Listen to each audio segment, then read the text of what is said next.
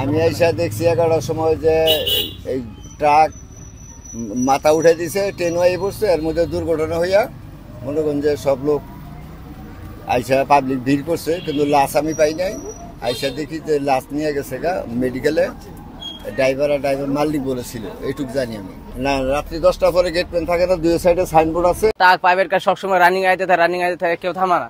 আমি যতক্ষণ থাকি ততক্ষণ যদি আমি দেখি ট্রেন আইতেছে, হরেন শুনে আমি গাড়ি থামাই, আর যদি না থামাই এমনি সব গাড়ি রানিং এর জায়গা। কত সময় এর আগেও একবার বিপদ হয়েছে, এরকম ট্রাক অ্যাক্সিডেন্ট হয়েছে, এবার আবার দুর্ঘটনা হয়েছে।